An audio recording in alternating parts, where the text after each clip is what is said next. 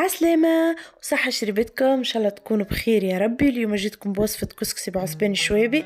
أول حاجة خذيت زيت زيتونة، بصل، طماطم معجونة، حمص، شوية كركم، شوية فلفل أكحل، شوية فلفل أحمر وملح، ونزيدهم ماء سخون. الكسكسي بالعصبان يطيب على البارد، ما نقليهوش.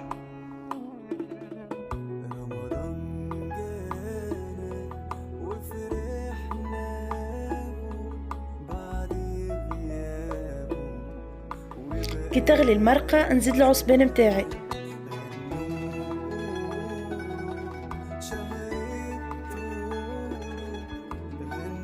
من بعد بنص ساعة نزيد السفنارية، ومن بعد نزيد البطاطا،